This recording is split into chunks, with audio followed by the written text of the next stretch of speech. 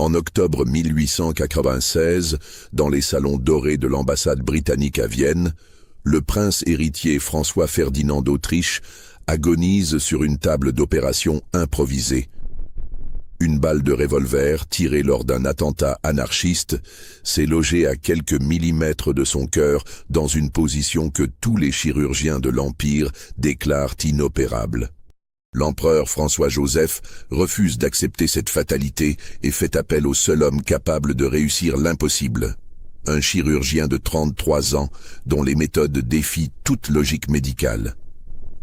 Ce qu'il va accomplir cette nuit-là bouleversera l'Europe entière. Et pour cause, ces techniques révolutionnaires viennent d'un passé si sombre qu'il a fallu effacer toutes les traces de son origine. Si vous n'avez pas écouté la première partie de cette histoire, je vous conseille vivement de le faire avant de continuer. Abonnez-vous et dites-nous en commentaire de quelle ville vous nous écoutez.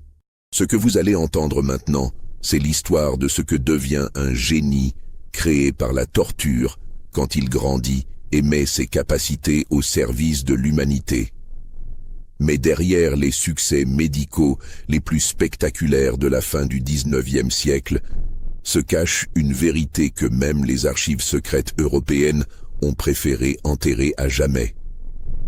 Nous sommes en avril 1891. Lucien Zimmermann, maintenant âgé de 28 ans, vient de terminer ses études de médecine à l'Université de Genève avec une thèse révolutionnaire intitulée « Technique de microchirurgie vasculaire dans le traitement des traumatismes complexes à haute létalité ». Cette thèse, soutenue devant un jury médusé, présente des innovations chirurgicales si avancées que ses professeurs peinent à en comprendre les implications. Le professeur Heinrich Zimmermann, qu'il a adopté 20 ans plus tôt, observe avec un mélange de fierté et d'inquiétude ce jeune homme qu'il a vu grandir. Car Lucien n'a jamais été un étudiant ordinaire. Pendant ses 7 années d'études, il a développé des techniques de suture microscopique, des méthodes d'anesthésie locale et une compréhension intuitive de l'anatomie humaine qui dépasse largement le niveau de la médecine européenne de l'époque. Dans ses notes privées datées du 12 avril 1891, Heinrich écrit « La soutenance de thèse de Lucien a provoqué un véritable séisme dans notre faculté. Il a présenté des techniques chirurgicales que nos plus éminents professeurs qualifient d'impossibles, mais qu'il a pourtant mises en pratique avec succès sur des cadavres. Quand le doyen lui a demandé où il avait appris ces méthodes, Lucien a simplement répondu « par observation directe et pratique répétée. » Mais quelle pratique? Sur quel sujet? Il refuse obstinément de donner plus de détails. L'Europe de 1891 vit une révolution médicale sans précédent. Louis Pasteur vient de prouver définitivement l'existence des micro-organismes pathogènes. Joseph Lister développe ses principes d'antisepsie révolutionnaire et Wilhelm Röntgen s'apprête à découvrir les mystérieux rayons X. Les universités européennes bouillonnent d'innovations, de découvertes, de remises en question des dogmes médicaux séculaires. C'est dans ce contexte d'effervescence scientifique que Lucien fait ses premiers pas dans le monde médical professionnel. Mais contrairement à ses confrères qui tâtonnent encore avec les nouveaux principes de l'hygiène chirurgicale et découvrent progressivement les subtilités de l'anatomie humaine, Lucien semble posséder instinctivement des connaissances que la science officielle mettra des décennies à valider. Vienne, capitale de l'Empire austro-hongrois, s'impose naturellement comme le lieu idéal pour établir sa pratique. Cette métropole cosmopolite de près de 2 millions d'habitants concentre la richesse, le pouvoir politique et l'élite intellectuelle de l'Europe centrale. Ses hôpitaux, ses universités, ses salons aristocratiques offrent le cadre parfait pour un jeune chirurgien ambitieux de faire ses preuves. Mais Vienne, c'est aussi une ville de secrets, d'intrigues diplomatiques, où les services de renseignement de toutes les puissances européennes tissent leur toile. Une ville où un homme aux compétences inexpliquées ne peut pas longtemps passer inaperçu. Le premier cas qui établit la réputation de Lucien se présente 3 semaines après son installation à Vienne, dans des circonstances qui auraient dû l'alerter sur les dangers de sa célébrité naissante. Le 3 mai 1891, le baron Adalbert von Riedenburg, riche industriel et proche conseiller de l'empereur François-Joseph, est victime d'un accident de chasse dans ses domaines de Basse-Autriche. Les circonstances de cet accident sont étranges. Le baron, chasseur expérimenté, aurait glissé sur un terrain humide et serait tombé sur son propre fusil, la baïonnette lui perforant l'abdomen en plusieurs endroits. Mais les témoins, ses gardes du corps et son régisseur donnent des versions contradictoires des faits. Certains parlent d'un coup de feu accidentel, d'autres d'une chute malheureuse. Transporté d'urgence à l'hôpital général de Vienne, le baron est examiné par les plus éminents chirurgiens de l'Empire. Le professeur Gustav Hartmann, chef du service de chirurgie, établit un diagnostic impitoyable. Perforation multiple de l'intestin grêle et du côlon, section partielle de l'artère mésentérique supérieure, hématome rétropéritonéal massif et probable lésion de la veine cave inférieure. « Messieurs, déclare Hartmann à ses confrères réunis en consultation, nous sommes face à un cas désespéré. Les lésions sont trop nombreuses, trop complexes, et notre patient a déjà perdu une quantité de sang considérable. Toute tentative d'intervention chirurgicale ne ferait qu'accélérer sa mort. C'est alors qu'intervient le comte Alexander von Hoyos, chef du service de renseignement austro-hongrois et ami personnel du baron. Von Hoyos refuse d'accepter ce verdict de mort et fait jouer ses relations pour explorer toutes les options possibles. Il doit bien y avoir quelqu'un, quelque part, capable de tenter l'impossible, insiste-t-il auprès du professeur Hartmann. Mon cher comte, nous avons consulté tous les grands chirurgiens de l'Empire et même fait venir en urgence le professeur Theodor Billroth de Berlin. Tous sont unanimes, le baron von Riedenburg est condamné. C'est un jeune interne, fraîchement diplômé de Vienne, qui mentionne timidement le nom de ce nouveau chirurgien suisse qui vient de s'installer en ville. Il y a bien ce docteur Zimmermann qui arrive de Genève. On dit qu'il a présenté une thèse extraordinaire sur les traumatismes abdominaux complexes. Peut-être pourrait-il au moins donner son avis ? Von Hoyos saisit immédiatement cette piste. Quelques heures plus tard, Lucien se présente à l'hôpital dans son costume sombre impeccable, sa trousse d'instruments personnels à la main et son éternel air de froideur professionnelle. L'examen du baron von Riedenburg ne dure que 20 minutes.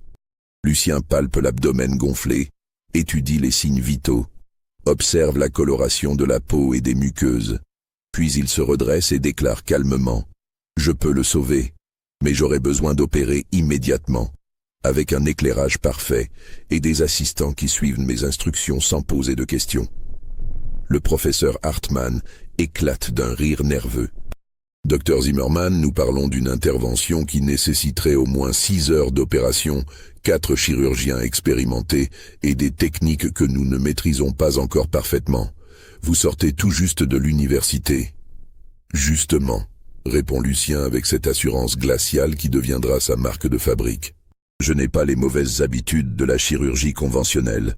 Donnez-moi une équipe réduite et laissez-moi travailler. L'opération commence à 19 h dans l'amphithéâtre principal de l'hôpital, bondé de médecins viennois venus assister à ce qu'ils pensent être l'échec spectaculaire d'un jeune prétentieux. Ce qu'ils voient les marque à vie. Lucien opère pendant près de 8 heures consécutives, sans une pause, sans un geste inutile, sans une hésitation.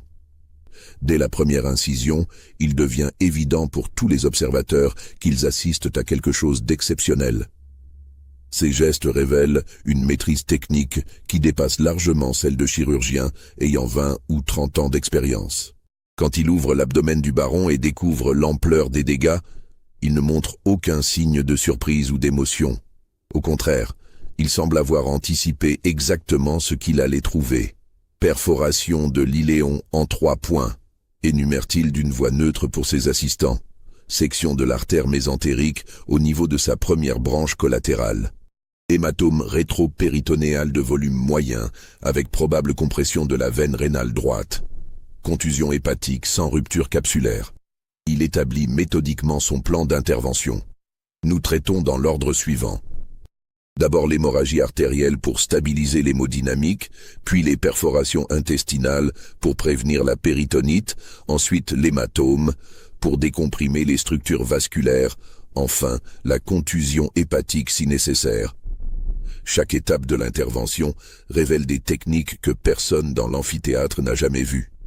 Sa façon de suturer les vaisseaux sanguins avec des points d'une finesse extrême, de reconstruire les segments intestinaux endommagés selon des méthodes qui ne seront officiellement développées qu'une décennie plus tard, de manipuler les organes internes avec une précision millimétrique.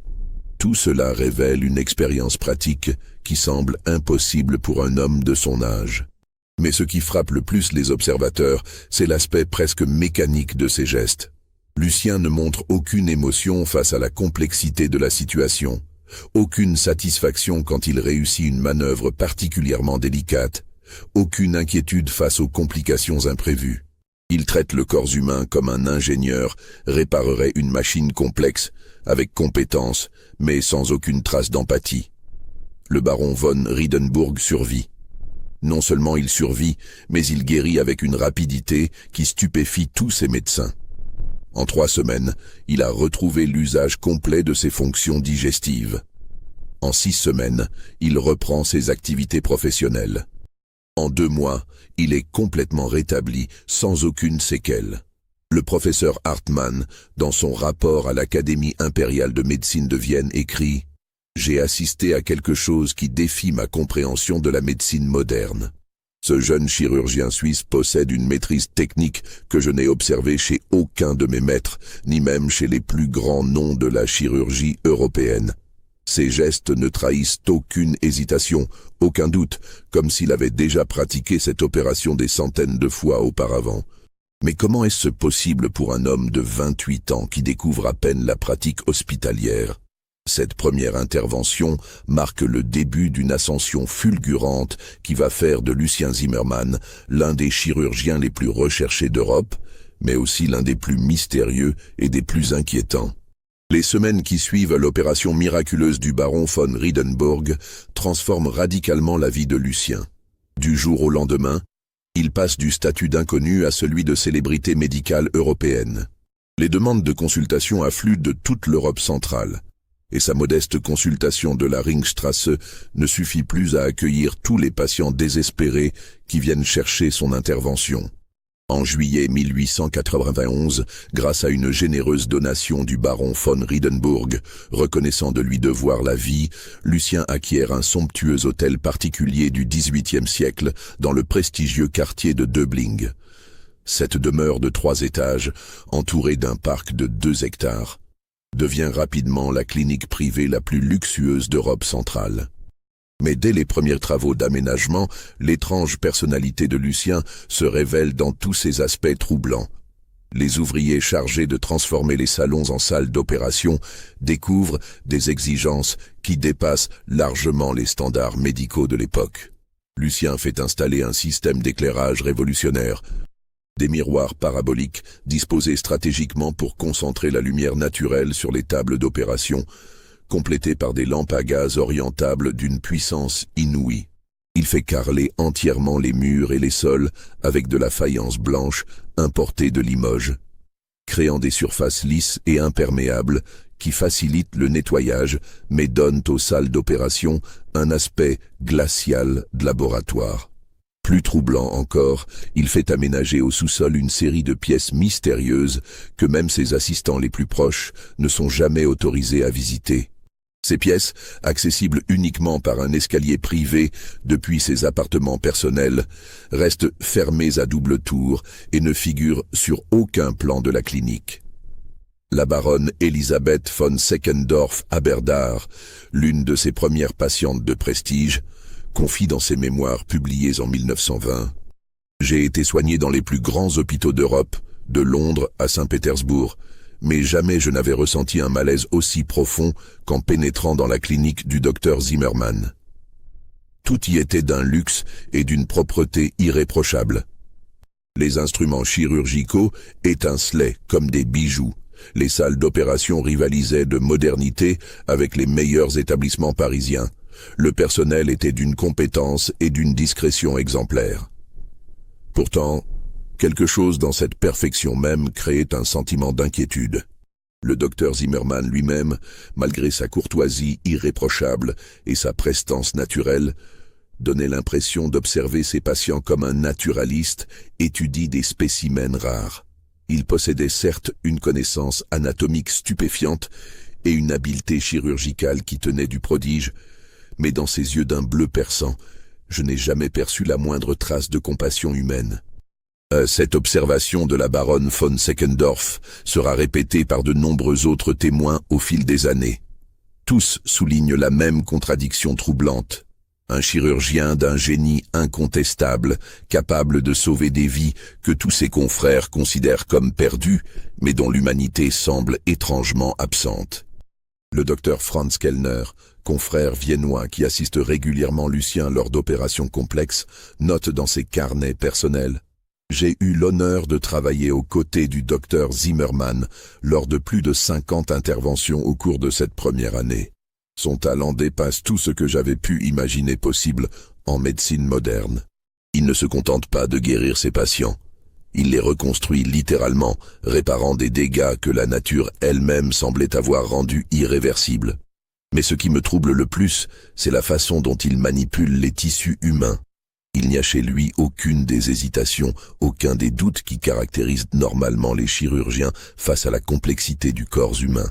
Ses gestes sont d'une assurance absolue, comme s'il connaissait par cœur l'emplacement exact de chaque organe, de chaque vaisseau sanguin, de chaque structure nerveuse. Quand je lui demande d'où lui vient cette maîtrise extraordinaire, il se contente de répondre « L'anatomie humaine suit des règles précises. Il suffit de les connaître parfaitement. » Et cette réponse me glace le sang, car elle révèle une conception du corps humain qui me semble fondamentalement déshumanisée.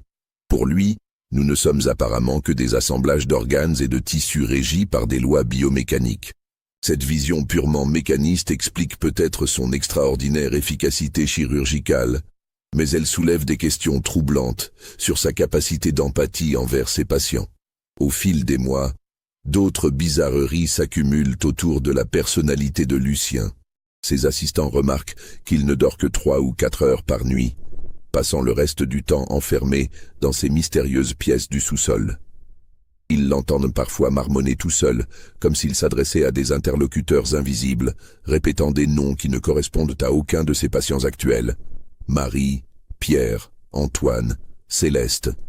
Plus troublante encore, plusieurs employés de la clinique rapportent l'avoir surpris en train de pratiquer des gestes chirurgicaux dans le vide, répétant inlassablement des séquences opératoires complexes comme s'ils révisant des leçons apprises par cœur. Quand on l'interroge sur ces étranges manies, il répond invariablement « Il faut s'entraîner constamment pour maintenir la précision gestuelle. » Mais s'entraîner à quoi? Et depuis quand? L'année 1892 marque un tournant dans la carrière de Lucien, mais aussi dans l'attention qu'il suscite auprès des services de renseignement européens. Car dans cette Europe de la fin du XIXe siècle, où les alliances se font et se défont au gré des intérêts géopolitiques, où les secrets d'État peuvent faire basculer l'équilibre des puissances, un homme capable de sauver la vie des dirigeants politiques devient automatiquement un enjeu stratégique. Les succès de Lucien attirent dans sa clinique viennoise une clientèle de plus en plus prestigieuse et politiquement sensible. En mars 1892, il sauve la vie du prince Rudolf de Liechtenstein, victime d'une chute de cheval qui lui a causé de multiples fractures crâniennes. En juin, il opère avec succès la comtesse Maria Anna Esterházy, atteinte d'une tumeur abdominale que tous les médecins hongrois avaient déclarée inopérable. En septembre, il réalise l'ablation d'un kyste cérébral chez le duc Franz von Teck, beau-frère de la reine Victoria d'Angleterre. Chacune de ces interventions renforce sa réputation, mais soulève aussi de nouvelles questions sur l'origine de ses compétences exceptionnelles. Comment un jeune médecin de 29 ans peut-il maîtriser des techniques chirurgicales que les plus grands spécialistes européens découvrent à peine? D'où vient cette connaissance intuitive de l'anatomie pathologique qui lui permet d'anticiper des complications que même l'expérience ne permet pas toujours de prévoir? C'est le comte Alexander von Hoyos, chef du contre-espionnage austro-hongrois, qui décide de mener la première enquête approfondie sur le passé de Lucien. Von Hoyos, homme méticuleux et soupçonneux par nature, a été frappé par plusieurs détails troublants lors de l'opération du baron von Riedenburg. Dans un rapport confidentiel adressé à l'empereur François-Joseph en octobre 1892, von Hoyos écrit « Majesté, les capacités extraordinaires du docteur Zimmermann, si précieuses soient-elles pour l'Empire, soulèvent des interrogations légitimes sur ses antécédents. Nos investigations préliminaires révèlent des zones d'ombre préoccupantes dans sa formation médicale. Certes, ses études à l'Université de Genève sont parfaitement documentées et ses professeurs suisses confirment unanimement son génie exceptionnel. Mais quand nos enquêteurs tentent de remonter plus loin dans son passé, ils se heurtent à un mur de silence. Officiellement, Lucien Zimmermann n'existe dans aucun registre civil européen avant 1871, date à laquelle il fut adopté par le docteur Heinrich Zimmermann. Cette adoption elle-même présente des circonstances peu ordinaires. Le docteur Heinrich Zimmermann, interrogé discrètement par nos services, prétend avoir recueilli l'enfant auprès d'un prêtre normand qu'il avait trouvé errant près des ruines de guerre. Mais nos recherches en France ne confirment aucune trace de cet orphelin mystérieux. Plus troublant encore, plusieurs témoins de ces opérations rapportent que le docteur Zimmermann utilise des techniques chirurgicales qui ne figurent dans aucun manuel médical européen. Ses méthodes de suture microscopique, ses protocoles d'anesthésie locale, sa maîtrise de la chirurgie vasculaire dépassent largement l'état actuel de nos connaissances médicales. Comment un homme si jeune a-t-il pu acquérir une telle expertise pratique ? Intrigué par ces révélations, l'empereur François-Joseph autorise von Hoyos à approfondir ses investigations. C'est ainsi qu'en novembre 1892, une équipe d'agents austro-hongrois se rend discrètement en France pour enquêter sur les origines possibles de Lucien.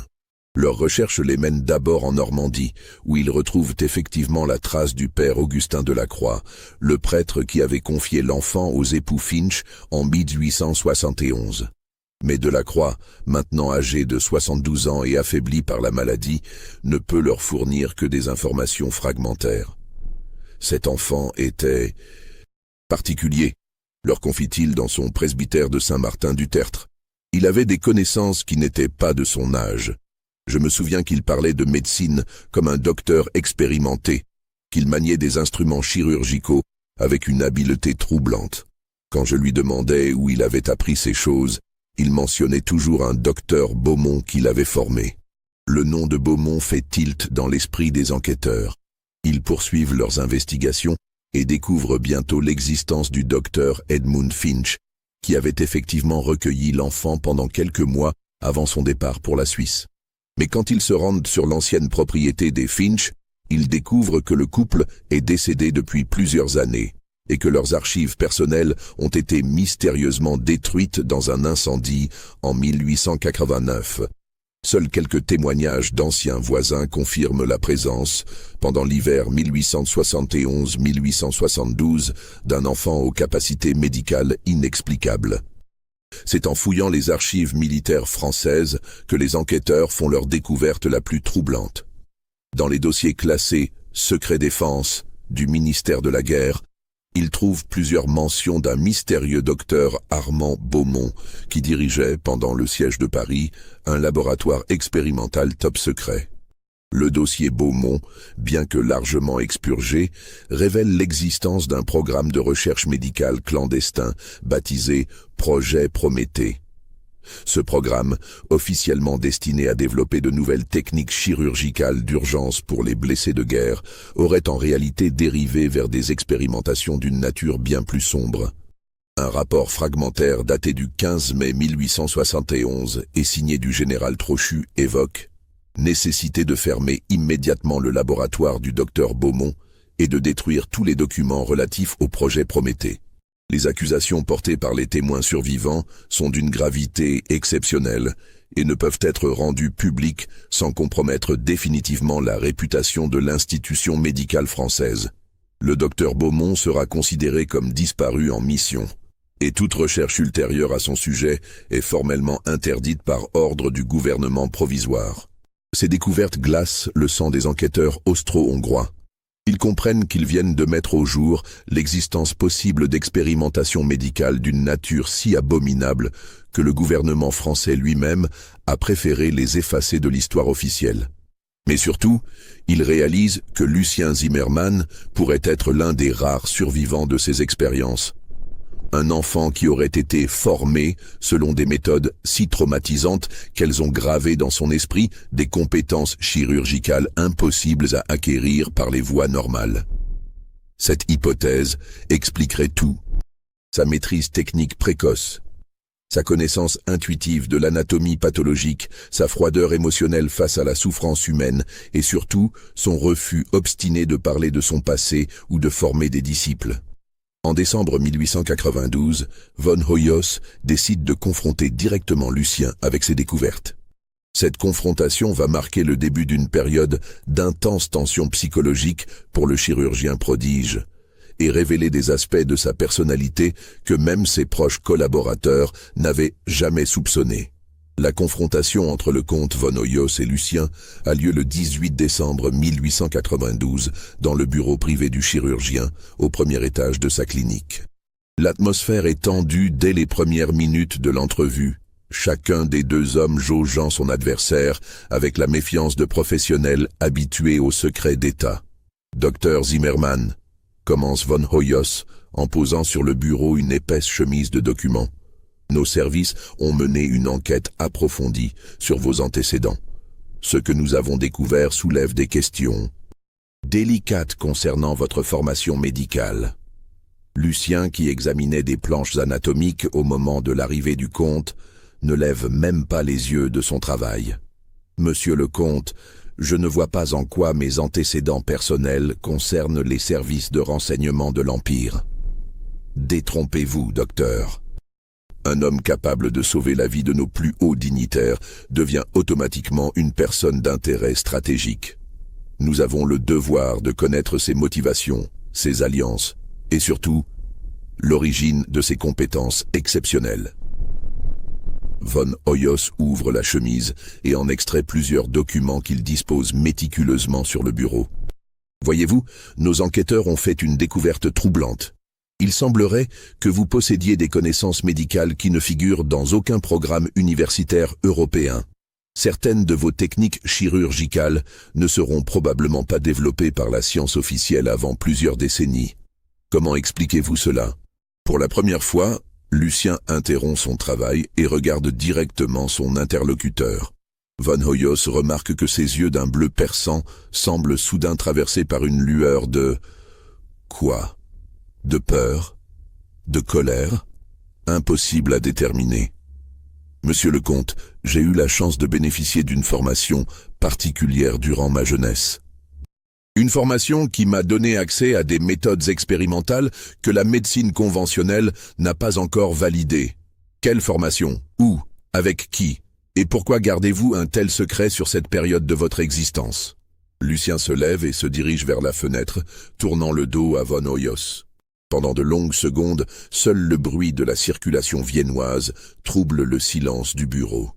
Cela, monsieur le comte, appartient à mon passé privé. Je ne souhaite pas en parler. Von Hoyos sort alors un document particulier de sa chemise, une photocopie d'un rapport militaire français partiellement expurgé. Dans ce cas, docteur, permettez-moi de vous éclairer.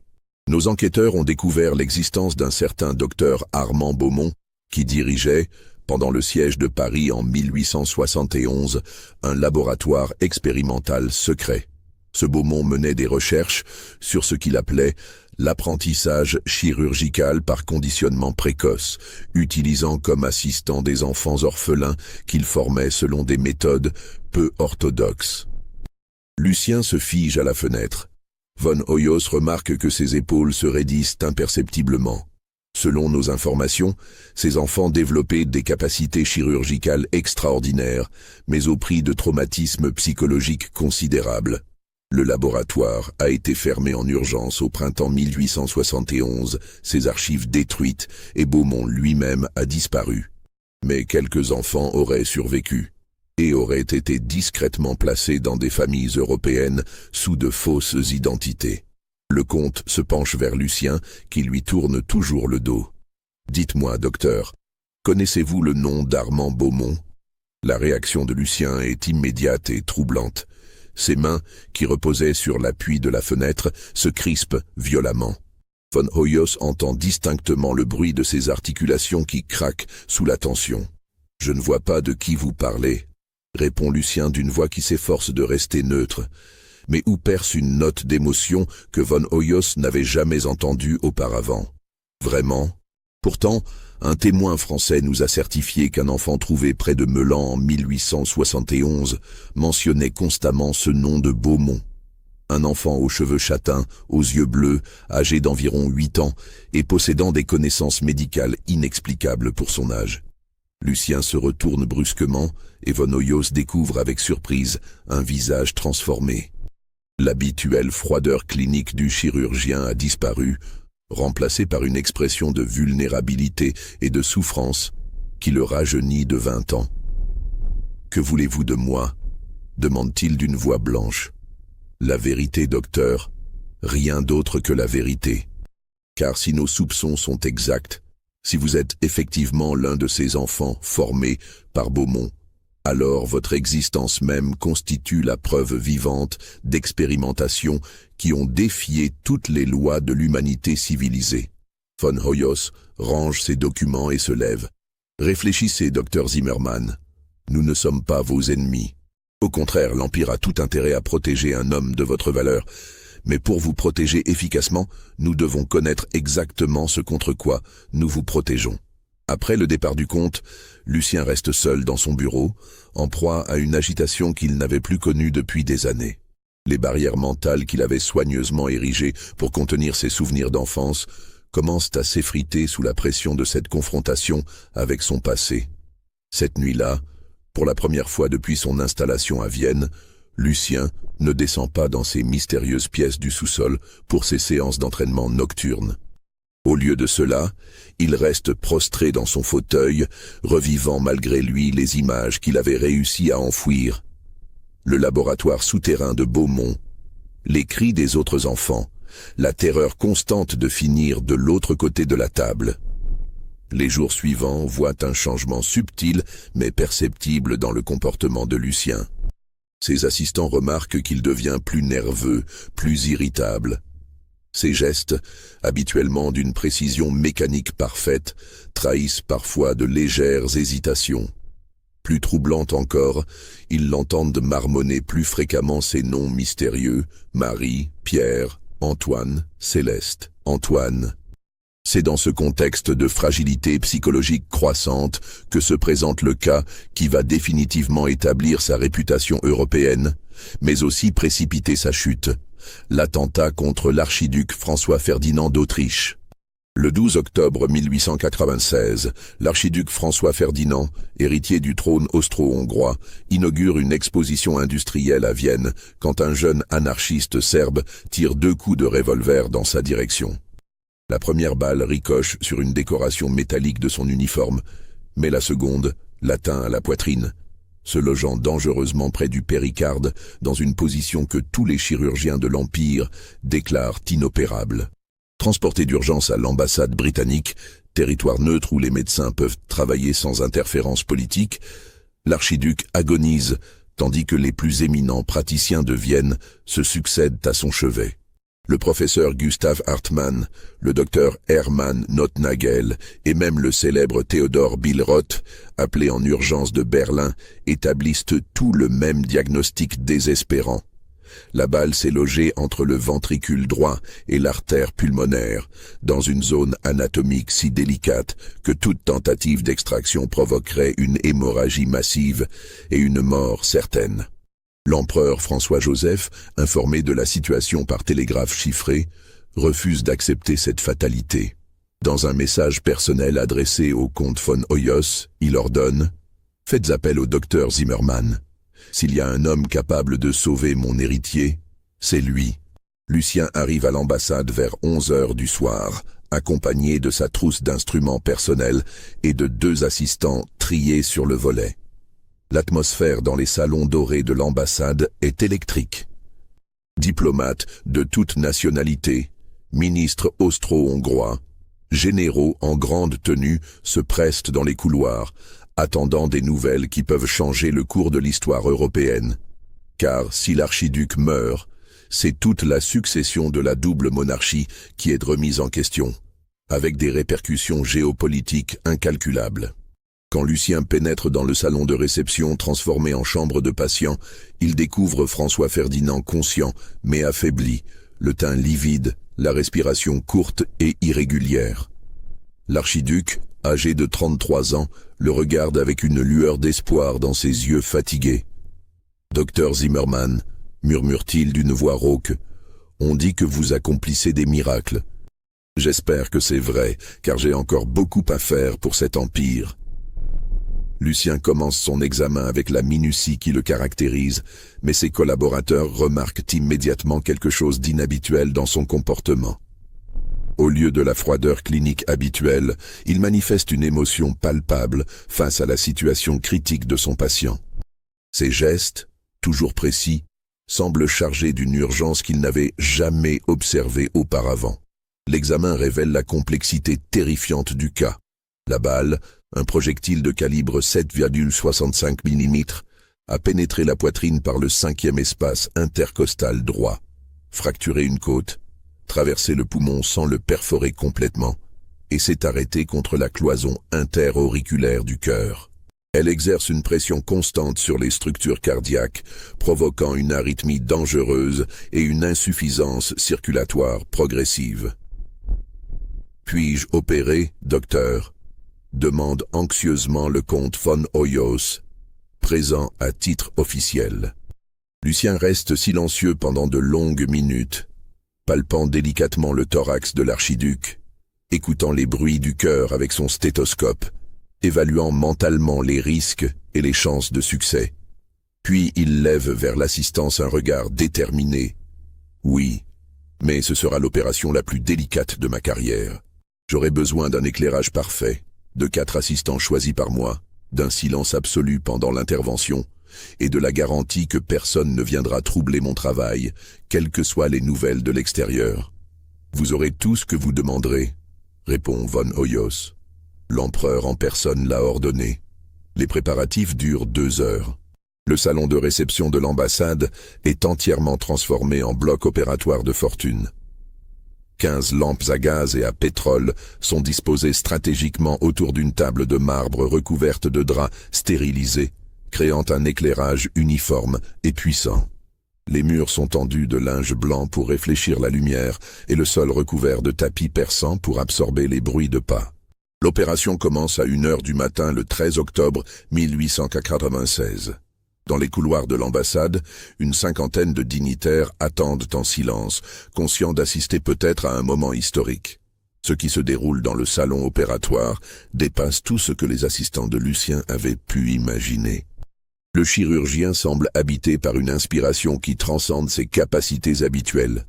Chaque geste révèle une maîtrise technique qui confine à l'art pur, une compréhension de l'anatomie humaine qui paraît intuitive, plutôt qu'apprise.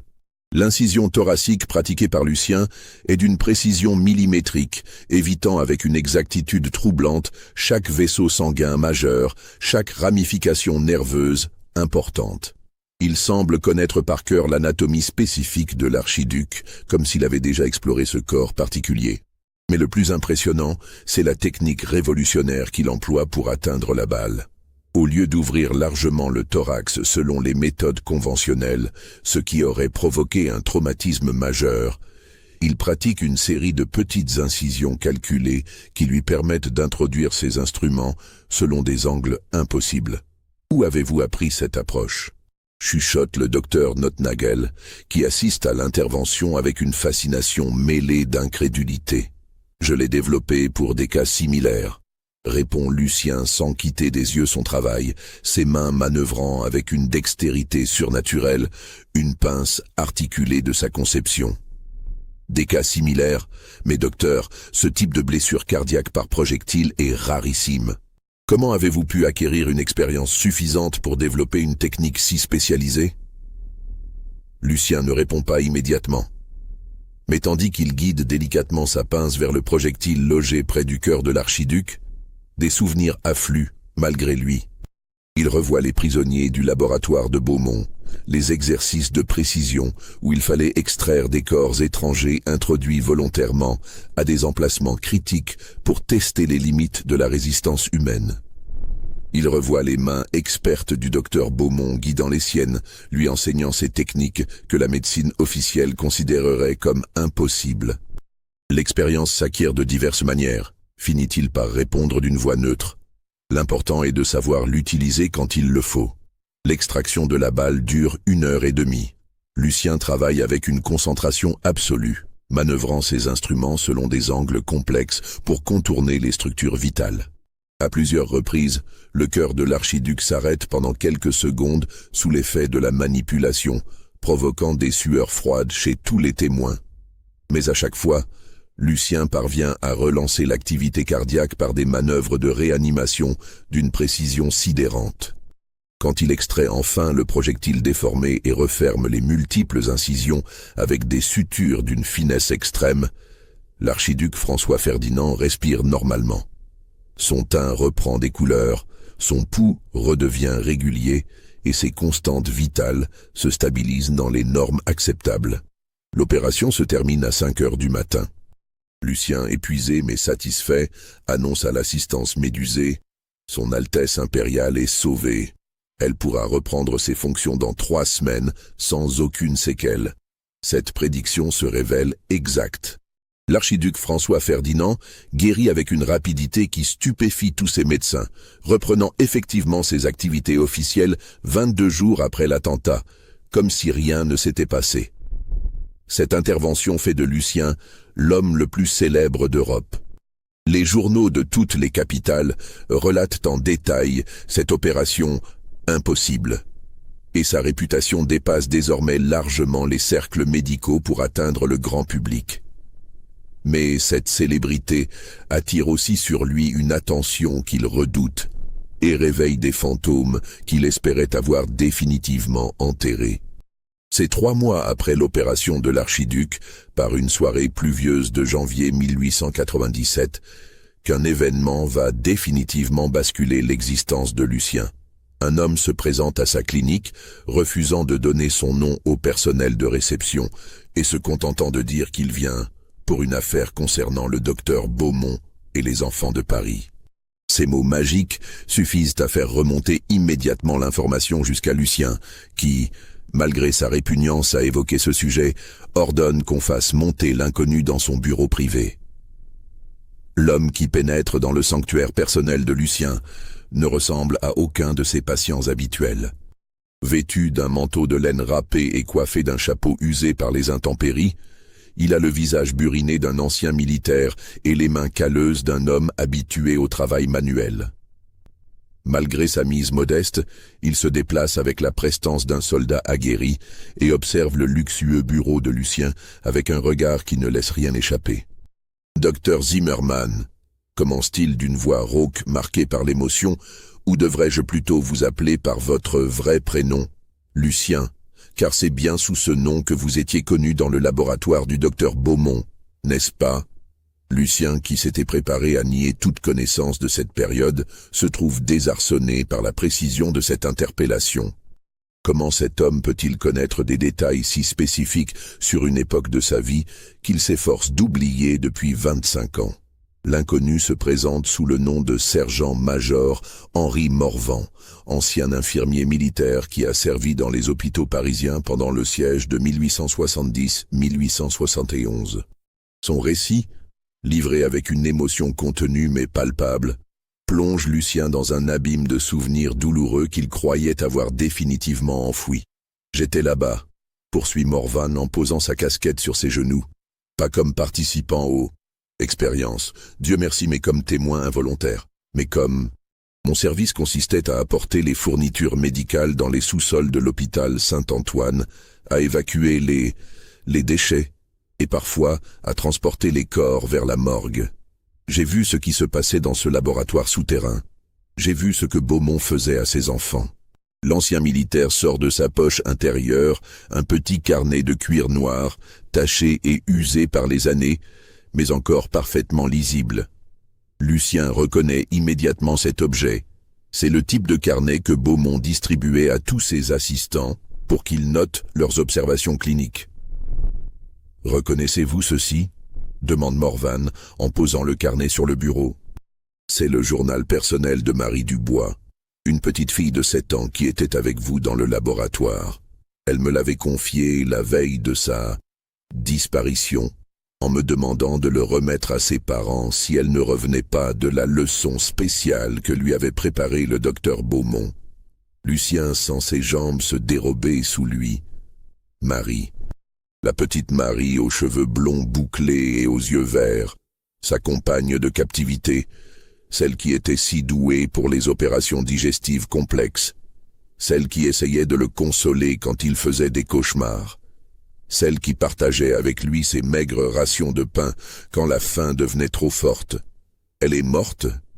demande-t-il d'une voix blanche, bien qu'il connaisse déjà la réponse. « Ils sont tous morts, Lucien », répond Morvan avec une gravité poignante. « Tous sauf vous et 3 autres. Marie, Pierre, Antoine, Céleste et 43 autres enfants dont j'ai vu passer les corps dans les couloirs.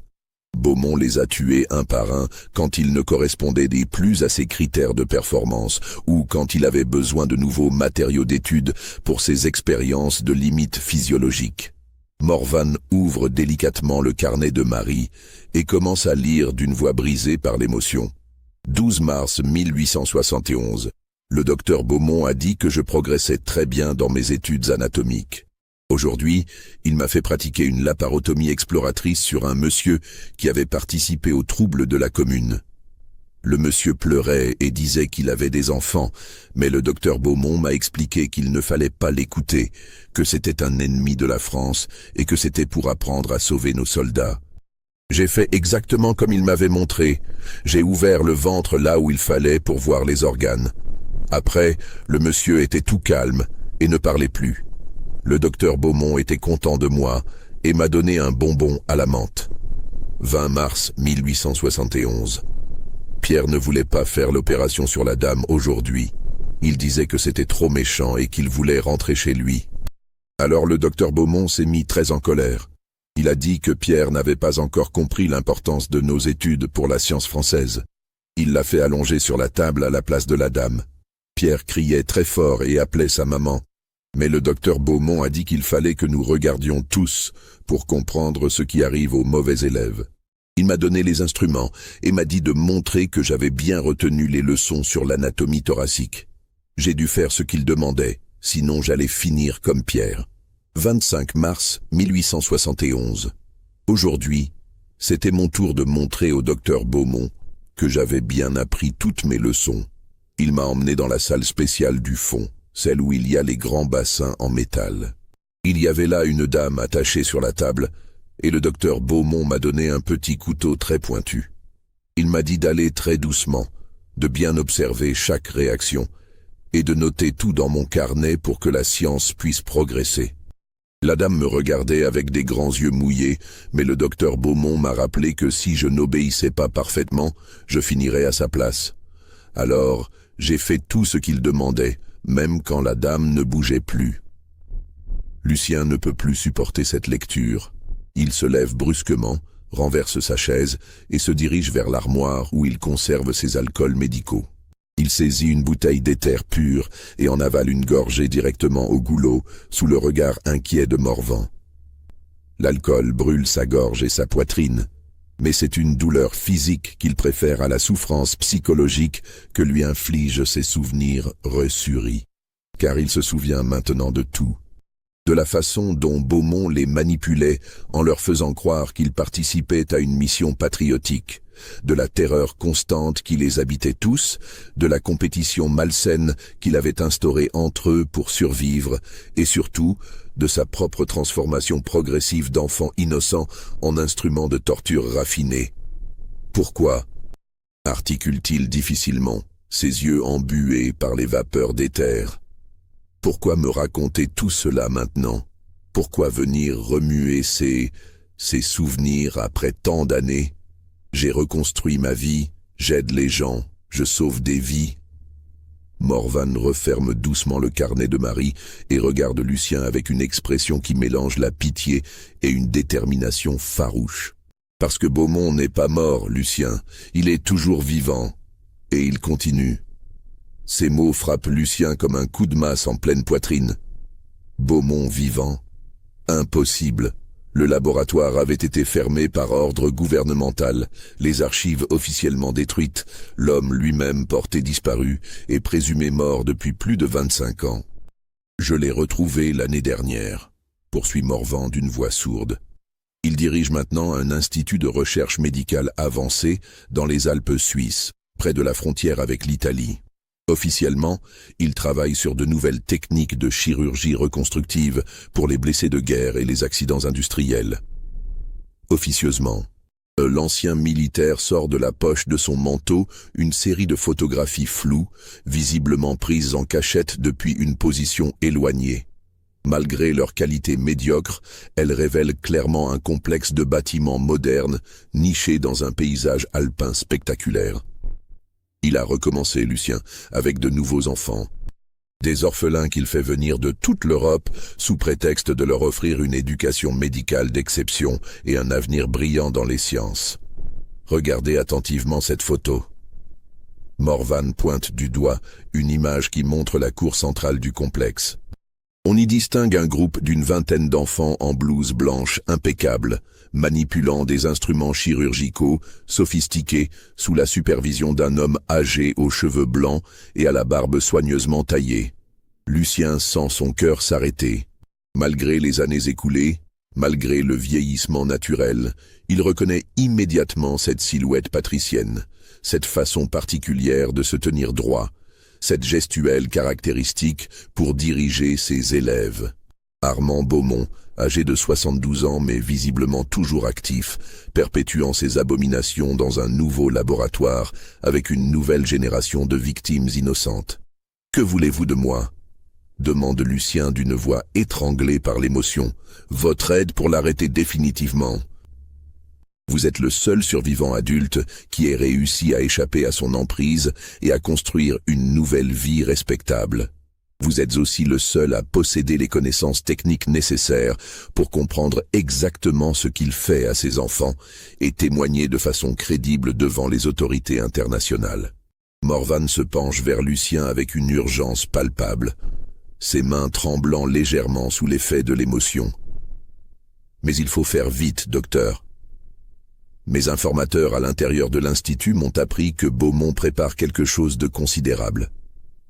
Il parle d'une démonstration publique exceptionnelle qui doit avoir lieu au printemps prochain devant des représentants officiels de plusieurs gouvernements européens et américains.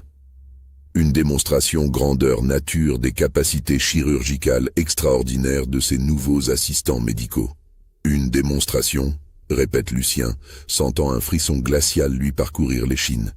Il veut prouver aux grandes puissances mondiales que ces méthodes de formation peuvent créer une nouvelle génération de médecins militaires d'exception, capables de sauver n'importe quel blessé dans les conditions les plus extrêmes. Imaginez les implications, Lucien. Des armées entières, équipées de chirurgiens formés dès l'enfance selon les techniques perfectionnées de Beaumont, capables d'opérations que nos meilleurs praticiens actuels considèrent comme impossibles. Il espère vendre ses services et ses méthodes aux plus offrants, créer une véritable école internationale de formation médicale basée sur ces principes. Cette révélation glace littéralement le sang de Lucien. Il réalise que Beaumont n'a jamais abandonné son projet initial. Il l'a simplement adapté aux réalités géopolitiques et économiques de la fin du XIXe siècle. Au lieu de former quelques enfants pour un laboratoire secret destiné à une guerre spécifique, il veut maintenant industrialiser sa méthode pour créer des bataillons entiers de chirurgiens conditionnés, vendus au gouvernement comme des armes médicales stratégiques. « Ces enfants », murmure Lucien en regardant de nouveau les photographies avec une horreur croissante. « Ils subissent la même chose que nous avons subi, pire probablement. » Répond Morvan avec une gravité poignante. Beaumont a eu 25 ans pour perfectionner et raffiner ses techniques de conditionnement. Et maintenant, il dispose de moyens financiers considérables grâce à ses mécènes gouvernementaux et privés, d'équipements médicaux de pointe et surtout d'une expérience accumulée qui lui permet d'optimiser chaque aspect de son système de formation. Morvan sort un dernier document de sa poche, une lettre manuscrite rédigée dans l'écriture tremblante et maladroite d'un enfant, sur un papier de qualité médiocre taché de ce qui ressemble à des traces de sang séché. Ceci a été écrit par un petit garçon nommé Thomas Müller, 8 ans, fils d'un horloger de Munich. Il a réussi à s'échapper de l'institut l'été dernier et a erré dans les montagnes pendant 3 jours avant d'être rattrapé par les hommes de Beaumont. Il est mort pendant sa séance de rééducation disciplinaire, mais pas avant d'avoir réussi à confier cette lettre à une femme de ménage du village voisin qui avait eu pitié de lui. La lettre, rédigée en allemand approximatif mélangé de français, décrit des horreurs qui dépassent encore ce que Lucien avait vécu dans le laboratoire parisien de 1871. Beaumont a manifestement perfectionné ses méthodes de conditionnement psychologique, utilisant désormais des techniques de manipulation mentale plus sophistiquées, des substances chimiques pour contrôler l'humeur et la volonté de ses sujets, et surtout des exercices pratiques d'une cruauté si raffinée qu'ils brisent définitivement toute résistance morale chez les enfants. Cher papa, si tu lis cette lettre, c'est que je suis mort. Le docteur Beaumont n'est pas gentil comme il le disait. Il nous fait faire des choses terribles à des gens qui crient. Il dit que c'est pour apprendre la médecine, mais moi, je sais que c'est mal. Il nous donne des médicaments qui nous rendent bizarres et nous empêchent de pleurer. Anna a essayé de refuser hier, alors ils l'ont emmenée dans la salle rouge. Elle n'est pas revenue. Le docteur Beaumont dit qu'elle aide maintenant les autres à apprendre. Je veux rentrer à la maison, papa. Je veux juste rentrer à la maison. Lucien sent ses jambes céder sous lui. Il s'effondre dans son fauteuil, le visage entre les mains, secoué par des sanglots qu'il n'avait plus versés depuis l'enfance. Car cette lettre lui rappelle tout. Sa propre terreur d'enfant, les compagnons qui disparaissaient un par un, l'impuissance face à un système conçu pour briser méthodiquement leur humanité. « Il faut l'arrêter », finit-il par articuler d'une voix brisée. Ces enfants, ils ne méritent pas de subir ce que nous avons subi. Personne ne mérite ça. Morvan se penche vers lui avec une intensité nouvelle. Alors vous acceptez de m'aider? Car je vous préviens, docteur, ce ne sera pas facile. Beaumont dispose maintenant de protections politiques puissantes, d'une fortune considérable et d'un réseau international qui le couvre. Nous devrons infiltrer son institut, rassembler des preuves irréfutables et organiser la libération de ses enfants, tout cela sans nous faire découvrir. Lucien relève la tête, et Morvan découvre dans ses yeux une détermination farouche qu'il n'y avait jamais vue. Oui, mais j'ai une condition. Quand nous affronterons Beaumont, ce sera moi qui m'en chargerai personnellement. Cet homme a détruit mon enfance et celle de dizaines d'autres. Il est temps qu'il paie pour ses crimes. Les 2 mois qui suivent cette rencontre voit Lucien se transformer radicalement. Officiellement, il annonce à sa clientèle viennoise qu'il part pour un long voyage d'études en Suisse afin d'observer les nouvelles techniques de chirurgie alpine développées dans les sanatoriums de montagne. En réalité, avec l'aide de Morvan et de 2 agents français qui ont rejoint secrètement leur cause, il élabore un plan complexe pour infiltrer l'institut de Beaumont et libérer les enfants captifs.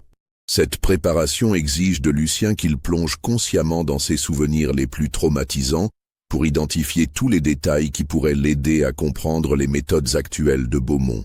Avec l'aide discrète du docteur Sigmund Freud, jeune aliéniste viennois qui développe ses théories révolutionnaires sur l'inconscient, Lucien entreprend une série de séances d'hypnose thérapeutique pour débloquer ses souvenirs refoulés. Ces séances révèlent l'ampleur des traumatismes enfouis dans sa mémoire. Sous hypnose, Lucien revit avec une précision terrifiante chaque détail de sa captivité. Les techniques de conditionnement utilisées par Beaumont pour briser progressivement la résistance morale des enfants, les méthodes d'apprentissage accéléré qui gravaient les gestes chirurgicaux dans leur mémoire musculaire, les récompenses, calculée, qui créait une dépendance psychologique envers leur bourreau, et surtout, les punitions éducatives qui éliminaient systématiquement ceux qui n'aiment et montraient pas les aptitudes requises. Le docteur Freud, profondément troublé par ces révélations, note dans ses carnets personnels: le cas de Lucien Z dépasse tout ce que j'avais pu concevoir en matière de traumatisme psychologique précoce. Cet homme a été littéralement programmé pendant son enfance pour devenir un instrument chirurgical vivant. Ses extraordinaires compétences médicales ne sont pas le produit d'un talent naturel, mais celui d'un conditionnement si profond qu'il a reconfiguré sa structure mentale fondamentale. Ce qui m'effraie le plus, c'est de constater que ce conditionnement, si abominable soit-il, a créé un génie médical authentique. Cela pose une question morale terrifiante sur la nature même du progrès scientifique. En avril 1897, Lucien estime qu'il est suffisamment préparé psychologiquement pour entreprendre sa mission. Morvan a réussi à établir un contact à l'intérieur de l'Institut. Une femme de ménage du village voisin, Maria Kellner, dont le propre fils a été recruté par Beaumont l'année précédente et qui brûle de venger sa mort. C'est elle qui leur fournira l'accès au complexe et les informations sur les habitudes quotidiennes du personnel. L'Institut de recherche médicale alpine du docteur Beaumont se dresse dans un cadre alpin spectaculaire, près du petit village de Sankt Moritz, à la frontière entre la Suisse et l'Italie. De l'extérieur, le complexe ressemble à un sanatorium de luxe, bâtiment moderne aux lignes épurées, jardin parfaitement entretenu, atmosphère paisible et raffinée qui ne trahit rien des horreurs qui se déroulent à l'intérieur. L'infiltration se révèle plus facile que prévu, grâce à un facteur que n'avait pas anticipé Morvan. Beaumont a suivi de loin la carrière européenne de Lucien et considère son ancien élève comme son plus grand succès. Quand il apprend que le célèbre docteur Zimmermann souhaite visiter son institut, il accueille cette demande avec un empressement qui confine à l'exaltation. « Mon cher Lucien », s'exclame Beaumont en l'accueillant personnellement à l'entrée du complexe par un matin de mai ensoleillé. « Quelle joie immense de te revoir après toutes ces années. Tu es devenu exactement ce que j'espérais. La preuve vivante que mes méthodes peuvent créer des génies médicaux authentiques. » La confrontation directe avec son ancien tortionnaire plonge Lucien dans un état de dissociation psychologique intense.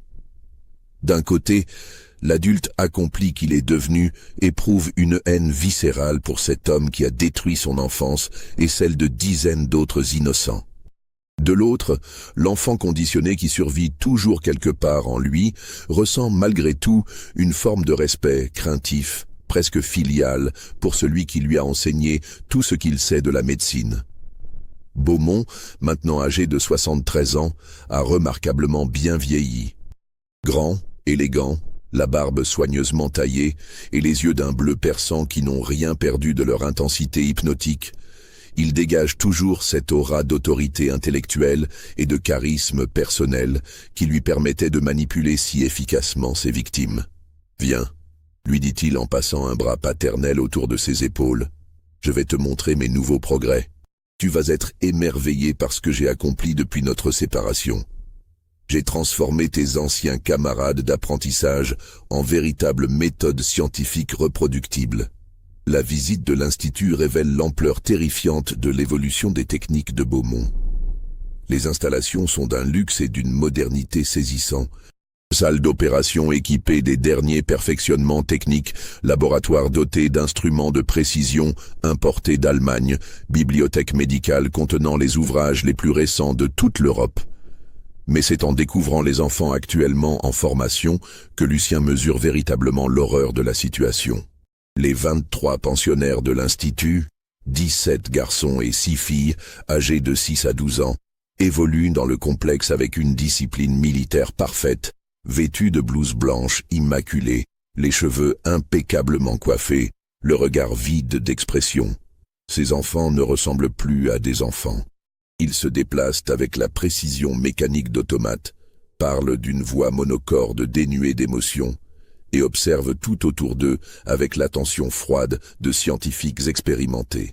Quand Beaumont leur donne des ordres, Ils obéissent instantanément, sans question ni hésitation. « Regarde-les travailler », dit fièrement Beaumont en conduisant Lucien vers une salle d'opération où 3 enfants, 2 garçons de 10 ans et une fillette de 8 ans, pratiquent une intervention abdominale complexe sur un homme inconscient, attaché sur la table. Aucune hésitation, aucun sentiment parasite, aucune faiblesse émotionnelle. Ils ont atteint la pureté technique absolue que j'ai toujours recherchée. Lucien observe cette scène avec une fascination horrifiée. Les gestes des enfants révèlent une maîtrise chirurgicale qui dépasse largement celle de praticiens adultes expérimentés. Leurs mains manœuvrent les instruments avec une précision millimétrique. Ils anticipent les complications, coordonnent leurs actions sans un mot ni un regard échangé. Mais c'est précisément cette perfection technique qui révèle l'ampleur de leur destruction psychologique. Ces enfants ont été vidés de toute humanité pour devenir de purs instruments chirurgicaux. Comment y êtes-vous parvenu ? Demande Lucien d'une voix neutre, s'efforçant de dissimuler son émotion. J'ai perfectionné les méthodes que nous utilisions déjà à Paris, mais en y ajoutant les dernières découvertes de la science neurologique. Regarde. Beaumont sort de sa poche un petit flacon contenant un liquide incolore. Un mélange de morphine, de scopolamine et d'un extrait de belladone que j'ai mis au point. Administré régulièrement à faible dose, ce produit inhibe les centres cérébraux responsables de l'empathie et de la résistance morale, tout en préservant intactes les facultés d'apprentissage et de mémorisation. Les enfants deviennent ainsi parfaitement dociles et réceptifs à l'enseignement, sans perdre leur capacité intellectuelle. Cette révélation glace le sang de Lucien. Beaumont a donc trouvé le moyen de transformer chimiquement la personnalité de ses victimes, créant des êtres humains génétiquement incapables de désobéir ou de ressentir de la compassion. Et les exercices pratiques ? Interroge-t-il, redoutant la réponse. Le visage de Beaumont s'illumine d'un sourire satisfait. Ah, c'est là mon innovation la plus remarquable. Viens, je vais te montrer. Il conduit Lucien vers les sous-sols de l'Institut, dans une série de pièces que les autres visiteurs ne voient jamais. Ces salles révèlent l'aspect le plus sombre des activités de Beaumont. Des salles d'entraînement où les enfants pratiquent leur technique chirurgicale sur des sujets humains vivants, prisonniers politiques, vagabonds, malades mentaux que Beaumont fait enlever dans toute l'Europe pour alimenter ses exercices pédagogiques. Comme tu peux le voir, explique Beaumont avec la fierté d'un professeur montrant ses dernières innovations, j'ai résolu le problème de l'approvisionnement en matériel d'études. Grâce à mes contacts dans les services de police de plusieurs pays, je reçois régulièrement des sujets que personne ne viendra réclamer. Cela me permet d'offrir à mes élèves une formation pratique continue dans des conditions réelles. Lucien observe ces salles d'entraînement avec une horreur grandissante. Dans l'une d'elles, il voit un homme d'une 50aine d'années, visiblement conscient mais paralysé par la drogue, sur lequel 2 fillettes de 9 ans pratiquent une dissection méthodique de l'avant-bras pour étudier l'anatomie musculaire. L'homme ne peut ni bouger ni crier, mais ses yeux expriment une terreur indicible, tandis que les enfants découpent ses tissus avec la concentration appliquée d'étudiants disséquant une grenouille. « Magnifique, n'est-ce pas ?» commente Beaumont. Ces 2 petites sont mes meilleures élèves en anatomie de surface. Dans 6 mois, elles maîtriseront parfaitement toutes les techniques de chirurgie reconstructive. C'est à ce moment que Lucien prend pleinement conscience de l'ampleur de sa propre monstruosité passée. Car il reconnaît dans la froideur clinique de ses fillettes, dans leur indifférence totale à la souffrance humaine, dans leur concentration purement technique, tout ce qu'il était lui-même devenu dans le laboratoire parisien. Beaumont n'avait pas seulement créé des chirurgiens d'exception, il avait créé des psychopathes incapables d'empathie, des êtres humains chirurgicalement amputés de leur humanité. Demain, continue Beaumont, nous organisons une démonstration publique exceptionnelle pour les représentants de plusieurs gouvernements européens. Mes élèves présenteront leur capacité devant une assistance de choix. Généraux prussiens, ministres austro-hongrois, conseillers du tsar, diplomates américains. Ils vont comprendre l'avantage stratégique considérable que représente une armée équipée de chirurgiens formés selon mes méthodes. Cette révélation de la dimension internationale du projet de Beaumont achève de convaincre Lucien qu'il n'a plus le choix. Si cette démonstration a lieu, si les grandes puissances mondiales adoptent les méthodes de Beaumont, c'est toute une génération d'enfants européens qui sera sacrifiée sur l'autel d'un progrès médical fondé sur la torture systématique. La démonstration publique, organisée par Beaumont, doit avoir lieu le lendemain matin dans l'amphithéâtre principal de l'Institut, spécialement aménagé pour l'occasion. Le programme prévu dépasse en horreur tout ce que Lucien avait pu imaginer. Une série d'opérations chirurgicales complexes pratiquées par les enfants sur des sujets volontaires. En réalité, une douzaine de prisonniers politiques de diverses nationalités que Beaumont a fait venir spécialement pour l'occasion. Au menu de cette démonstration macabre, amputations multiples pratiquées par des enfants de 8 ans, trépanation réalisée par des fillettes de 10 ans, opération abdominale majeure confiée aux élèves les plus avancés de 12 ans. Le tout devant un public de dignitaires militaires venus évaluer les possibilités d'application de ces méthodes à la médecine de guerre. Cette nuit-là, dans sa chambre d'invité luxueusement aménagée, Lucien prend sa décision finale. Il ne peut pas permettre que cette abomination ait lieu, même si cela signifie détruire les fondements de sa propre existence professionnelle et révéler au monde entier la source honteuse de son génie médical. Vers 3 heures du matin, profitant de l'obscurité et de la surveillance relâchée de la nuit, Lucien se glisse hors de sa chambre et rejoint Maria Kellner selon le plan préparé avec Morvan. La femme de ménage, motivée par la soif de vengeance pour son fils mort, lui fournit les clés des cellules où sont enfermés les prisonniers destinés à la démonstration. L'opération de libération se déroule sans accroc. Les 12 prisonniers, hommes et femmes de diverses nationalités, tous condamnés pour des délits politiques mineurs, sont rapidement sortis de leurs cellules et armés avec des outils trouvés dans les ateliers de l'Institut. Simultanément, Morvan et ses 2 agents français investissent le complexe par les issues de secours, neutralisant les gardiens et sécurisant les voies d'évacuation. L'alerte est donnée vers 5 heures du matin, quand Beaumont découvre la disparition de ses sujets d'étude. Mais il est trop tard. Les prisonniers libérés contrôlent déjà une partie du complexe et les forces de l'ordre local, alertées par les agents français, cernent l'Institut. La confrontation finale entre Lucien et Beaumont a lieu dans l'amphithéâtre de démonstration, devant les 23 enfants terrorisés, rassemblés par les gardiens et les dignitaires militaires médusés par la tournure des événements. Beaumont, malgré la situation désespérée, conserve son calme et sa prestance habituelle. Vêtu de sa blouse blanche immaculée, il fait face à Lucien avec la dignité d'un professeur déçu par son meilleur élève. « Tu me déçois profondément, Lucien », déclare-t-il d'une voix empreinte de tristesse feinte. « Tu détruis l'œuvre de toute une vie, le travail de plusieurs décennies consacré au progrès de la science médicale. Ces enfants représentent l'avenir de la chirurgie européenne, et tu les condamnes à redevenir des êtres ordinaires, limités par leurs émotions parasites.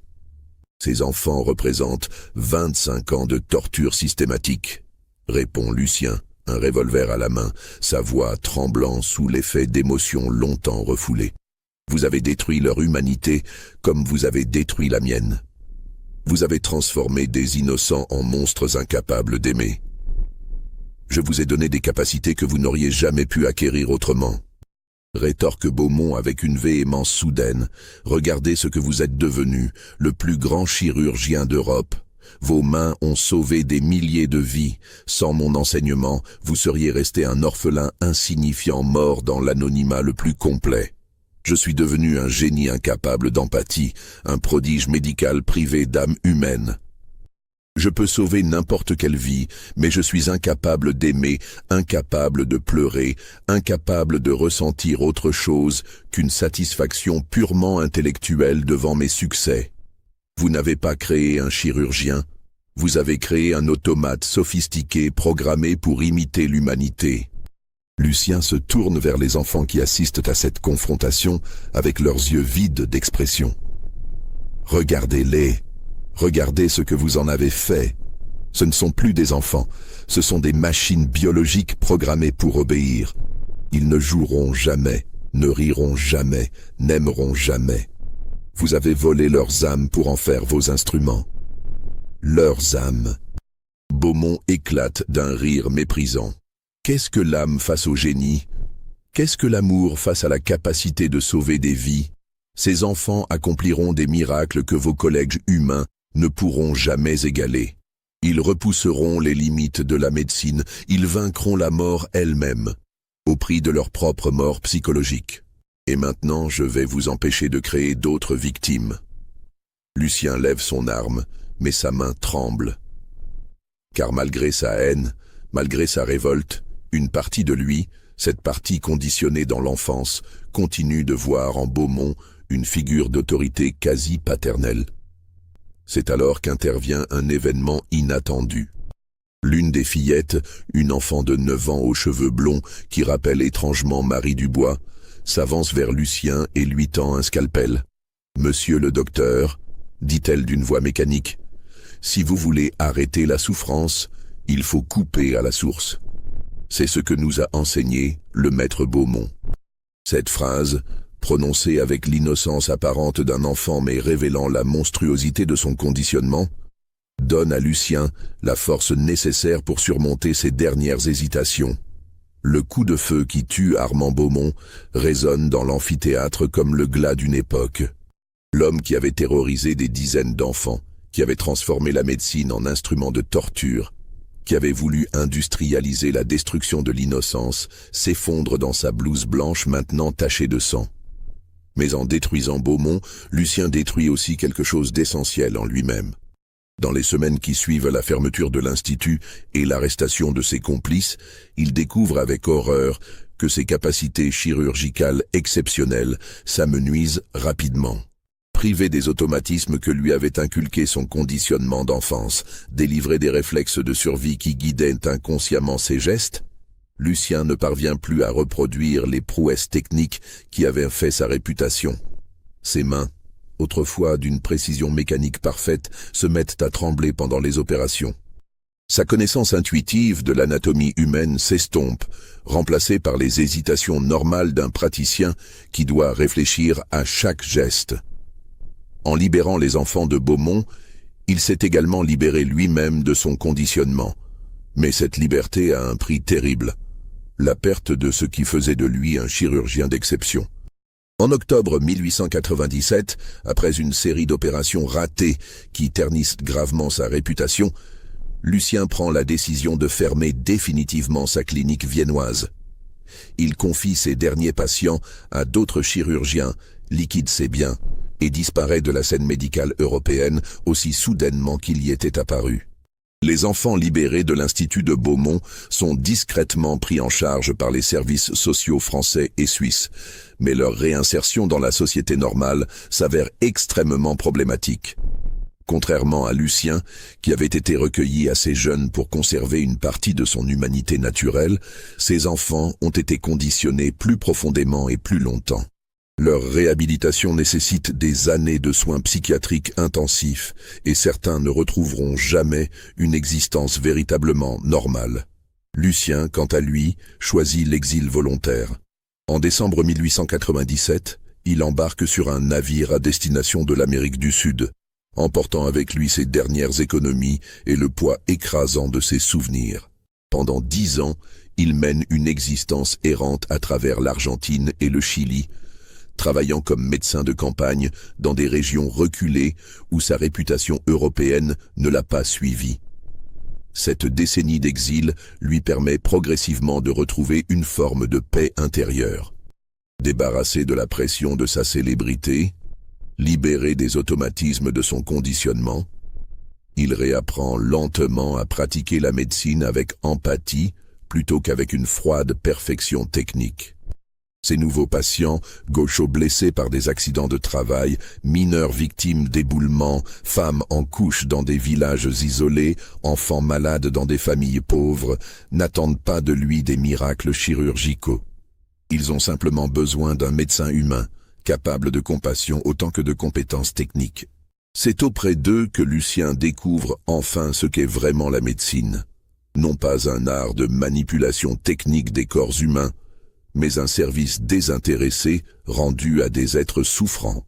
Pour la première fois de sa vie adulte, Lucien apprend à ressentir de la joie devant la guérison d'un patient, de la tristesse face à un décès qu'il n'a pu empêcher, de la satisfaction morale d'avoir soulagé une souffrance. Les émotions que Beaumont avait méthodiquement étouffées en lui renaissent peu à peu, lui rendant son humanité perdue. En 1908, à l'âge de 45 ans, Lucien ressent le besoin de retourner en Europe pour refermer définitivement le chapitre le plus douloureux de son passé. Il revient discrètement en Suisse, où l'attend son père adoptif Heinrich Zimmermann, maintenant âgé de 80 ans et gravement malade. Heinrich, sur son lit de mort, remet à Lucien une épaisse liasse de documents qu'il avait gardés secrètes pendant toutes ces années. Il s'agit des notes détaillées qu'Edmund et Margaret Finch avaient prises sur le comportement de Lucien enfant, ainsi que des témoignages de première main sur l'affaire Beaumont que Heinrich avait patiemment collectés auprès de divers témoins au fil des décennies. « Mon fils », murmure le vieil homme d'une voix affaiblie, « j'ai toujours su d'où tu venais et ce que tu avais subi dans ton enfance. » Ces documents constituent probablement la seule trace historique complète des expérimentations de Beaumont. À toi de décider ce qu'il faut en faire pour que de telles horreurs ne se reproduisent jamais. Lucien passe des semaines à étudier méthodiquement ses archives. Il y découvre des détails sur son propre passé qu'il avait oublié ou refoulé, mais aussi des informations troublantes sur le sort des autres enfants du laboratoire original de 1871. La plupart sont morts jeunes, victimes de suicides ou d'accidents suspects, mais quelques-uns ont survécu et mené des existences tourmentées à travers l'Europe, marquées à vie par leur traumatisme d'enfance. C'est en lisant le témoignage détaillé d'Edmund Finch que Lucien comprend enfin l'ampleur du sacrifice que ces braves gens avaient consenti pour lui offrir une chance de reconstruction psychologique. Edmund avait consciemment renoncé à publier ses découvertes scientifiques sur les capacités extraordinaires de Lucien, préférant protéger l'enfant traumatisé plutôt que de faire progresser la connaissance médicale. Cette révélation inspire à Lucien une décision qui va définir ses dernières années d'existence. Il décide de consacrer le reste de sa vie à aider les autres survivants des expérimentations de Beaumont, et plus généralement, tous les enfants victimes de traumatismes psychologiques extrêmes. En 1909, avec l'héritage substantiel de Heinrich Zimmermann et ses propres économies accumulées pendant sa carrière, Lucien fonde discrètement en Suisse un centre de soins spécialisé dans le traitement des troubles psychologiques infantiles graves. Cet établissement, officiellement présenté comme un sanatorium pédiatrique pour enfants à besoins spéciaux, devient en réalité le premier centre européen véritablement efficace de prise en charge des traumatismes psychologiques précoces. Lucien y développe des méthodes thérapeutiques révolutionnaires, directement inspirées de son propre parcours de guérison et de reconstruction personnelle. Contrairement aux traitements brutaux de l'époque, camisole de force, douche froide, isolement prolongé en cellules capitonnées, il mise sur la patience, la compréhension empathique et surtout la reconstruction progressive de l'estime de soi et de la confiance en l'humanité chez ces jeunes patients. Ces techniques, bien qu'elles ne soient pas encore reconnues officiellement par la communauté médicale traditionnelle, obtiennent des résultats remarquables. Des enfants considérés comme irrécupérables par leur famille, des adolescents brisés par des traumatismes que la psychiatrie conventionnelle ne parvient pas à traiter, retrouvent peu à peu une existence normale grâce aux soins de celui qui avait lui-même été sauvé de l'abîme par la compassion d'étrangers. Pendant 15 ans, Lucien consacre son existence à cette œuvre de rédemption. Il sauve des centaines d'enfants traumatisés, développe des méthodes thérapeutiques révolutionnaires et forme discrètement une génération de soignants qui perpétueront son approche humaniste de la médecine. En 1923, sentant ses forces décliner, il entreprend la rédaction de ses mémoires complètes. Ce document exceptionnel retrace son parcours depuis le laboratoire de Beaumont jusqu'à sa renaissance morale, constituant un témoignage unique sur les horreurs de l'expérimentation humaine et les possibilités de guérison après les traumatismes les plus extrêmes. Lucien meurt paisiblement le 15 avril 1925, entouré de plusieurs de ses anciens patients devenus adultes. Il est enterré dans le petit cimetière du village suisse où il avait établi son centre, sous une simple pierre tombale qui ne mentionne que ses dates de naissance et de mort. Dans ses derniers écrits, conservés dans les archives de son centre, il confie « J'ai passé la première partie de ma vie à être un monstre créé par la science, et la seconde à redevenir humain malgré la science. Le génie acquis par la torture n'a aucune valeur face à la compassion acquise par la souffrance. Que l'histoire retienne que derrière les plus grands progrès médicaux peuvent se cacher les crimes les plus abominables contre l'innocence, car la science sans conscience n'est que ruine de l'âme. » Son centre de soins continue de fonctionner après sa mort, dirigé par ses disciples qui perpétuent ses méthodes humanistes. Mais les secrets de son passé meurent avec lui, enterré à jamais dans ce petit cimetière alpin où repose l'homme qui fut à la fois le plus grand génie chirurgical de son époque et sa victime la plus tragique. Ainsi se termine l'histoire extraordinaire de Lucien Zimmermann, l'enfant que la science ne pouvait expliquer. Un homme qui incarna à la fois les plus hautes possibilités du génie humain et les plus sombres dérives de l'expérimentation médicale. Pensez-vous que de telles horreurs aient pu vraiment se dérouler dans l'ombre de l'histoire officielle? Que des prodiges médicaux aient pu naître de méthodes si abominables? Cette histoire, si elle s'avère véridique, nous rappelle que derrière chaque miracle peut se cacher une tragédie inavouable. Laissez vos commentaires sur ce récit troublant. Abonnez-vous à la chaîne et partagez cette vidéo avec ceux qui s'interrogent sur les zones d'ombre de notre passé. Car parfois, les vérités les plus importantes sont celles que l'histoire préfère oublier.